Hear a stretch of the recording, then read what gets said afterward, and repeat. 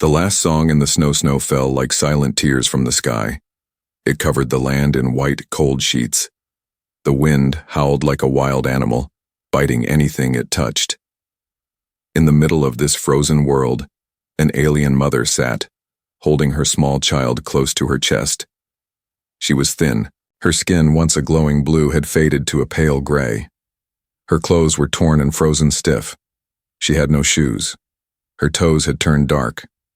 Still, she did not move. She just rocked her baby slowly, her back against a large rock, half covered in ice. The child was no longer crying. That scared her the most. "Shh," she whispered in her native tongue. "Don't sleep yet. Mama is here." The child, no older than 2 seasons, had stopped shivering. His small hand was cold, his eyes barely opened. But his mother began to sing. Her voice was soft, weak, but full of love. She sang the lullaby of her homeworld, a song mothers had sung for thousands of years. But she knew this would be the last time. Not far away, a man walked through the snow, his boots crunching with every step. He wore a thick, heavy coat made from scrap leather and metal, stitched with care. A long rifle rested across his back. His face was covered with a scarf, only his eyes visible, cold, alert, and tired. His name was John. He wasn't supposed to be here. This area was marked dead. No food, no shelter, no life. But John had learned one thing after the war. Maps lie. He heard something. A soft sound. A voice? He stopped. Was it singing? He followed the sound, careful with each step. The wind tried to hide it, but the voice grew clearer, sad, beautiful, fading. Then he saw them. A figure, half buried in snow. A mother.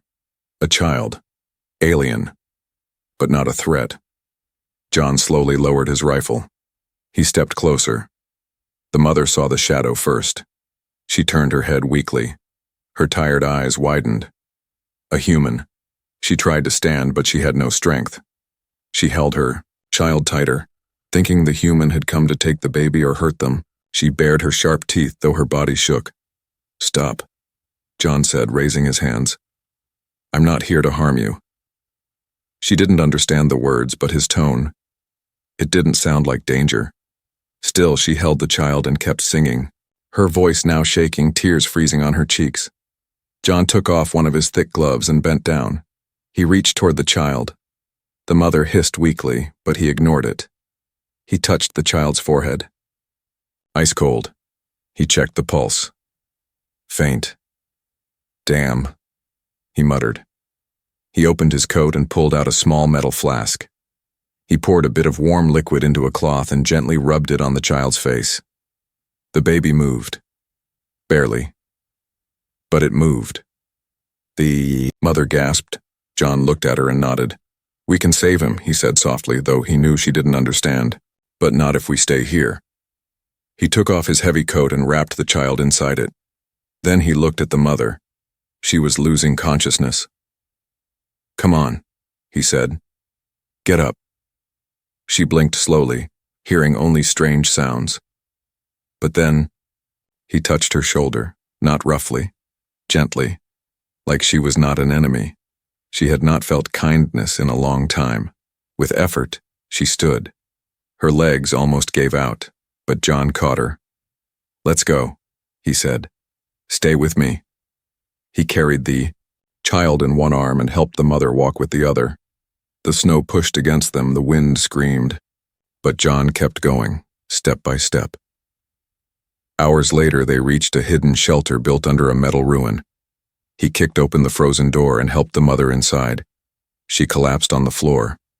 John closed the door and turned on the old heater. The room filled with weak orange light. He laid the child near the heater and rubbed the small arms and legs.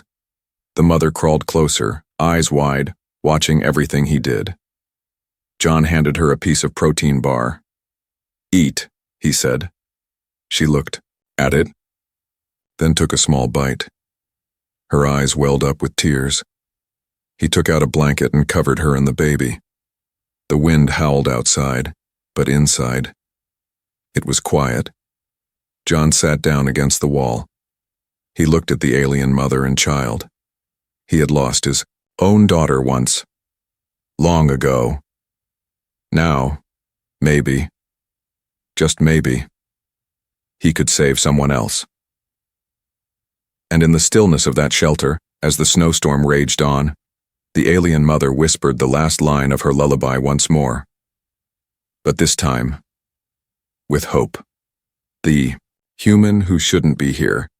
The shelter was silent but not peaceful. The alien mother lay curled around her child, still afraid. The warmth of the heater helped her breathe again, but the fear in her chest would not leave. She didn't know who the human was, or why he had helped her. She only knew one thing. Humans didn't come here.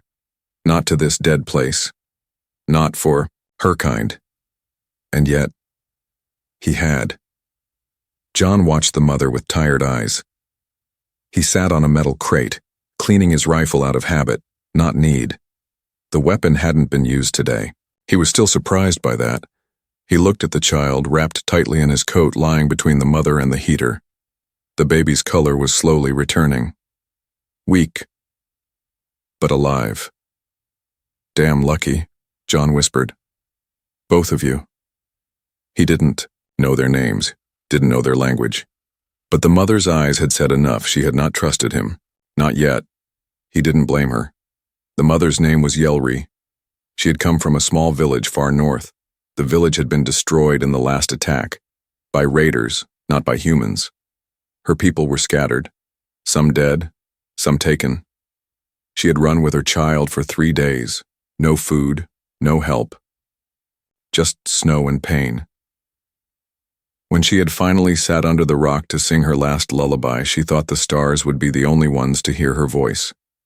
But then the human came, and now she was here, warm, confused, and afraid. John stood up and walked toward the small metal shelf. He took out a thermal pack and placed it near the heater. The mother flinched when he moved. She clutched her child tighter. He paused, then placed the warm pack slowly on the ground and stepped back. She stared at it, then at him. John tapped his chest and said slowly, "John."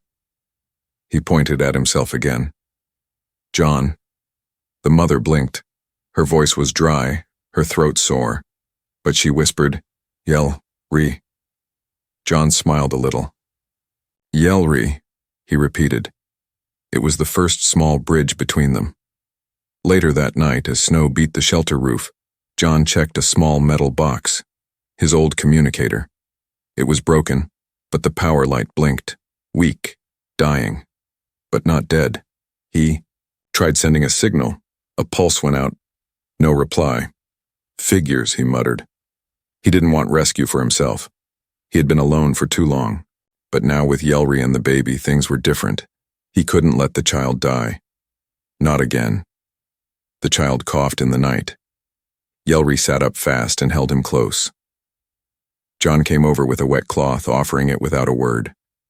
She hesitated, then took it. As she cleaned the baby's mouth, John noticed something. The child's skin glowed faintly blue under the heat.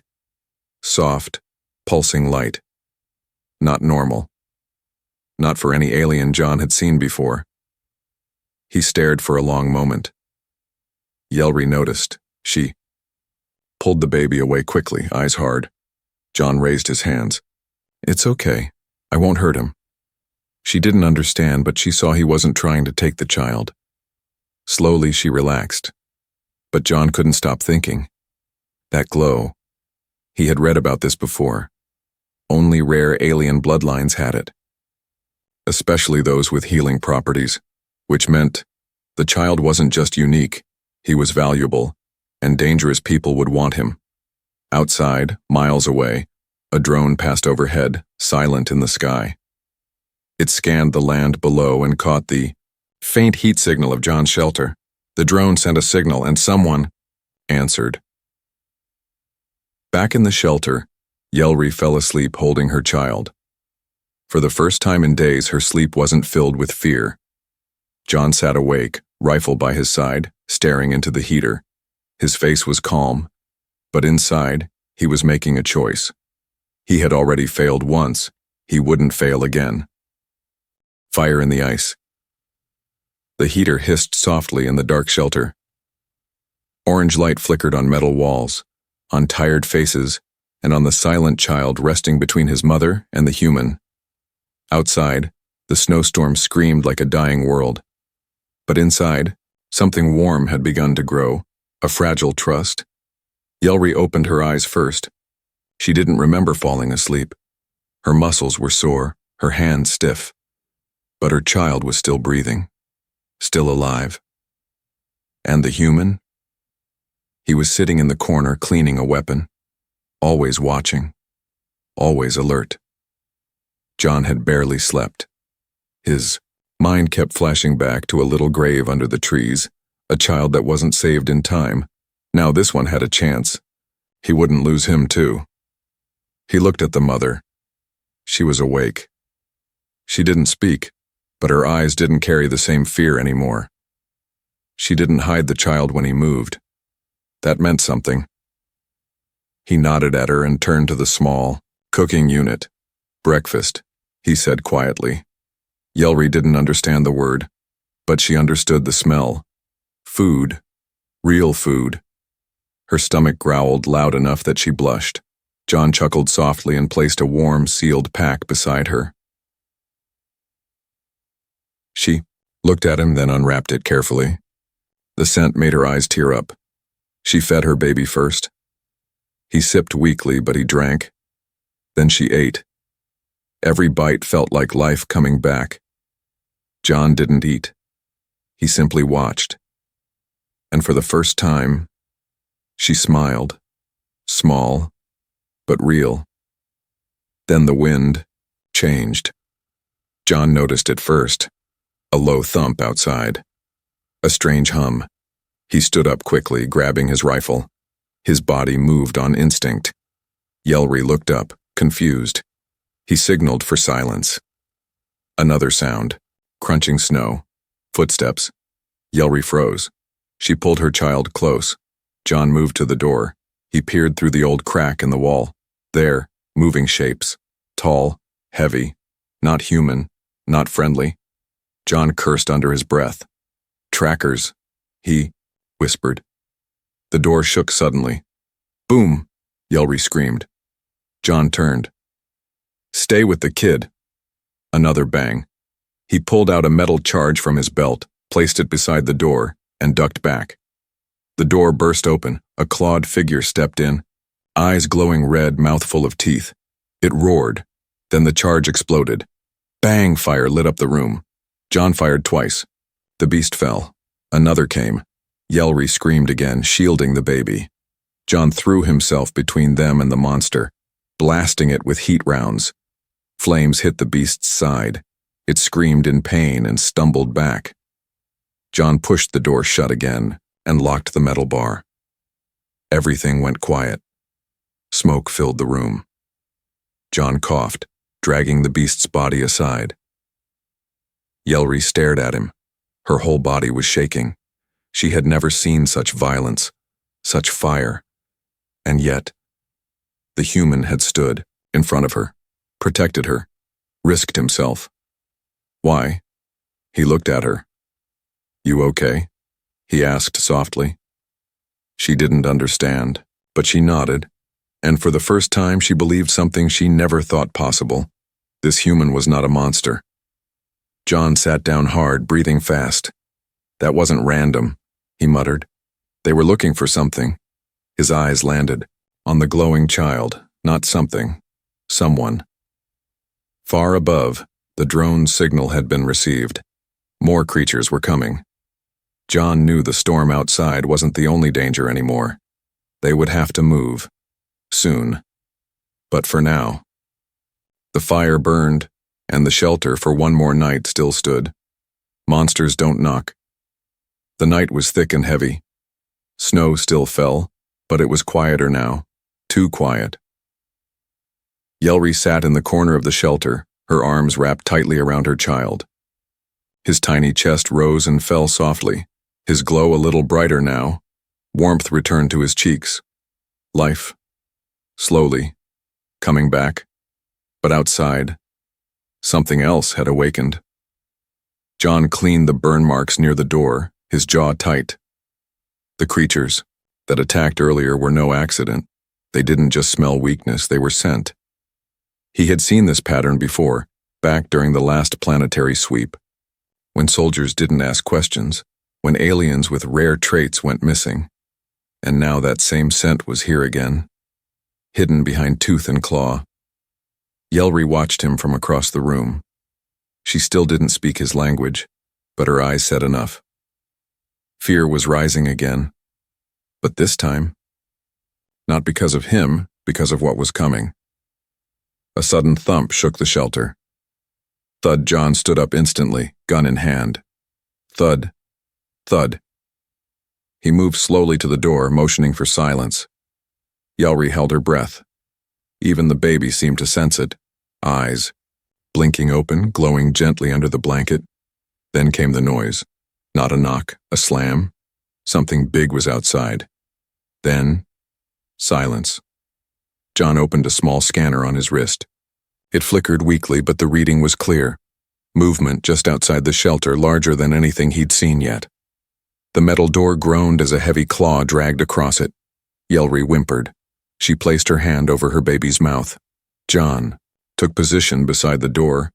He counted under his breath. 3, 2, 1.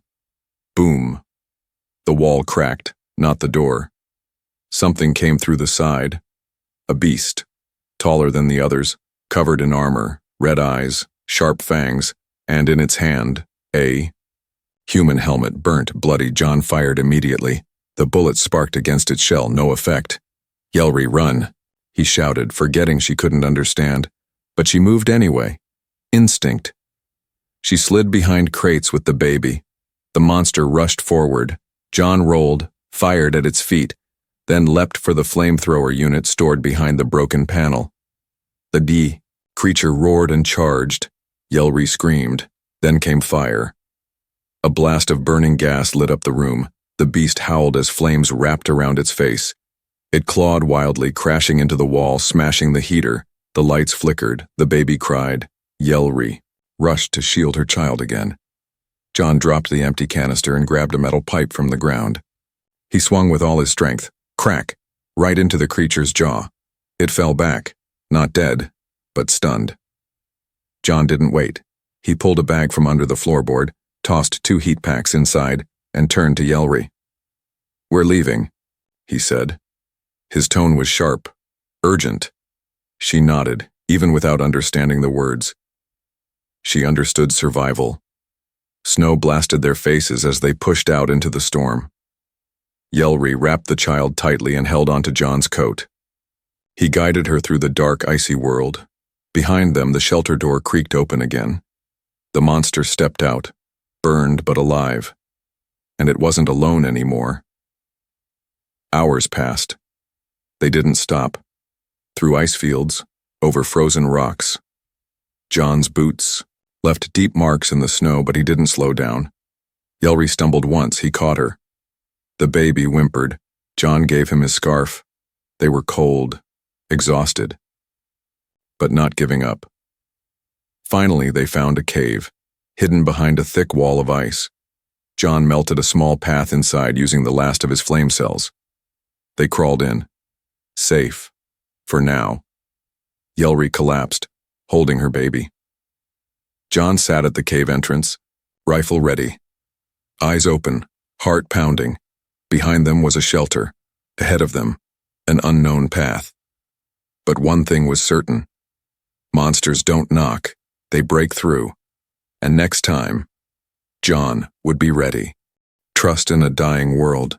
The cave was cold, dark, and full of echoes. But it was safe. For now.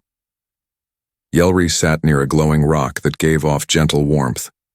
Her baby lay asleep in her arms, bundled in layers of cloth and John's scarf. The child's skin still gave off a soft blue glow, faint but alive. She looked toward the humans sitting at the cave's entrance. He hadn't moved in hours. He just sat there, gun in his lap, eyes fixed on the snow outside, like a statue made of sorrow. John didn't speak. His thoughts were louder than any storm. He remembered a small hand, a child's voice. His daughter had also glowed, not with light, but with laughter. That sound was long gone now, buried under the ruins of war. But this child, this alien child, was still breathing, and that changed everything.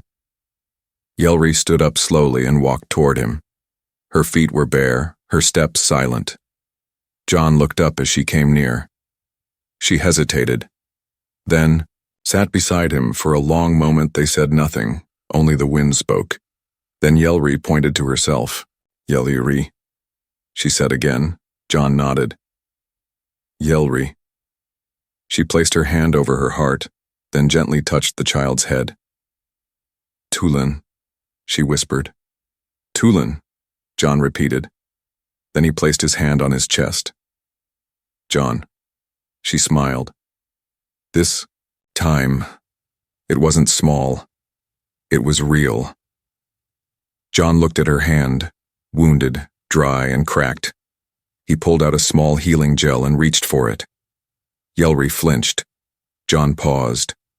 Slowly, gently, he opened the tube and rubbed a little on his own arm. Then he offered it again. She stared. Then nodded. He rubbed it carefully on her skin. She didn't pull away. In that moment, something changed. A bridge was built, not with words, but with kindness. The baby stirred. Yelri rushed over, lifted him, and rocked him softly. John followed. He knelt beside her and offered a bit of dried food. She chewed it, then gave it to the child. Tulin sucked on it gently. John smiled. He's a fighter. Yelri didn't know what he said, but she heard the tone. She nodded. Then she looked at him closely. Really looked. He was not like other humans she had seen. His face had scars. His eyes carried storms. But his hands were careful. Careful with her child. Careful with her. That meant more than language. Outside, night fell again. John turned on a faint signal light and buried it under snow, just in case someone friendly passed by. Inside the cave, he started a fire using what little fuel he had left. Yelri shared a piece of cloth with him, pulling it over his shoulder. He blinked at her. She looked away, shy, but warm. Later, they sat together. The fire danced. The child slept. John reached into his coat and pulled out a small device. A photo appeared, faint and flickering. A human child. Smiling. Yelri looked at it. She pointed. Tulin? She asked. John shook his head. My daughter, he said softly. She's gone. Yelri didn't understand the words, but she saw the pain in his face. She placed her hand over his heart. He looked at her. For a moment, there were no humans, no aliens, no war, just a man and a mother, broken by the world, but not broken enough to stop caring. Suddenly, a light flashed in the snow outside. John jumped to his feet. Yelri pulled Tulin close. The light was faint, blinking. John grabbed his rifle. Was it hope or another threat? He stepped outside slowly, heart racing, and in the white distance, something moved. The child. They would take snow, blew hard across the cave's entrance, but the blinking light in the distance kept flashing like a heartbeat. John stood at the edge, eyes narrowed. Something was coming. Behind him, Yelri held her child close. Her body was tense. Her alien eyes glowed faintly, alert and full of fear. Tulin, the baby, shifted in her arms. He whimpered softly, sensing something wrong. John stepped back inside. It's not an animal, he said mostly to himself. Not a storm either. That light was a signal. Yelri couldn't understand the words, but she understood his face. Something dangerous was near. 10 minutes passed. Then, Engines low, humming unnatural. John pulled Yelry deeper into the cave. Stay back, don't come out unless I say. She didn't move, but he gently placed his hand over hers, nodded once and whispered, I won't let them take him. Still, confused, Yelry nodded. Her trust in the human was no longer uncertain. She believed him now. A small hovercraft landed just outside the cave. Lights cut through the snow. 2 humans stepped out, not like John. These wore clean armor, polished weapons, and matching badges. Soldiers. John stayed just inside the entrance, rifle hidden behind his coat. The lead soldier called out, We received your distress signal. You alone? John said nothing. Scan picked up heat. 3 life forms. Still, silence. Then the second soldier noticed something.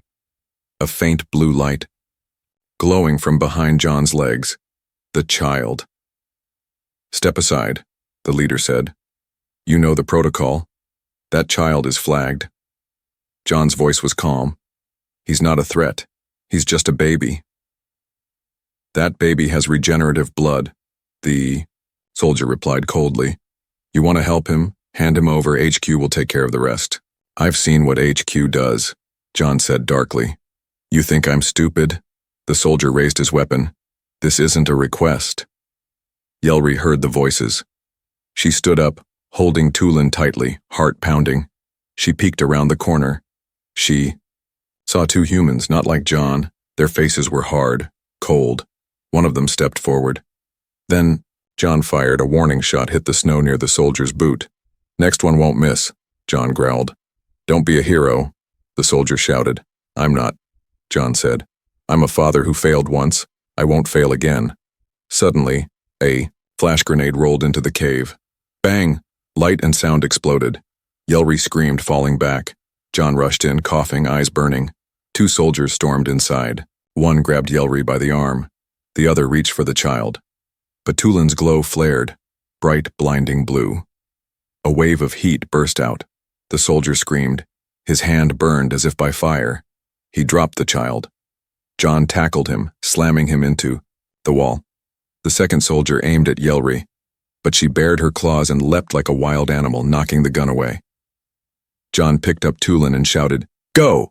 They ran out into the storm. Behind them, the soldiers cursed and struggled to follow. Snow covered their tracks fast. John ran faster than he had in years. Yelry followed, clutching his coat, barefoot in the snow, but unstoppable. They didn't stop until the white world swallowed everything. No lights, no sound, just breath and fear. John finally collapsed near a fallen satellite dish. He dropped to his knees, holding Tulin. Yelry dropped beside him. They were safe. For now. John looked at her. They're going to keep coming. They want him.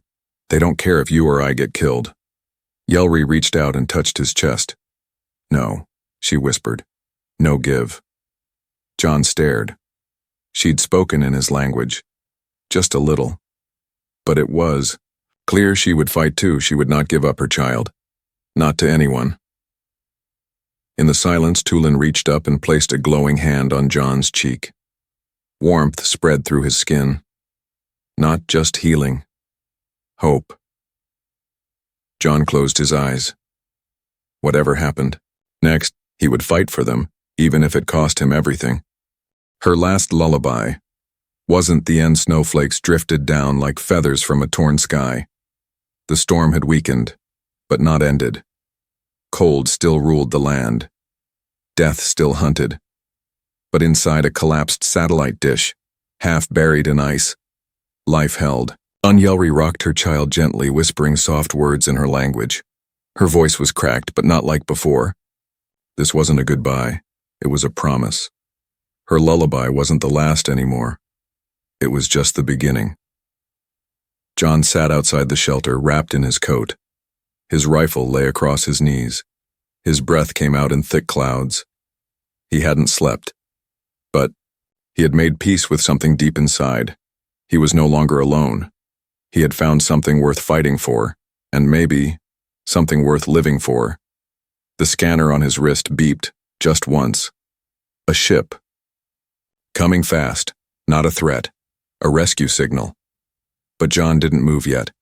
He turned and looked at Yelry and the child. They weren't just passengers now. They were his family. An hour later, the ship landed. It was old and rusted, not from any government. No Lagos, no soldiers. Just two worn-out humans who owed John favors from another war.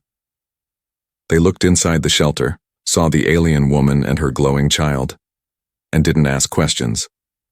John simply said, "We're leaving, but not going back."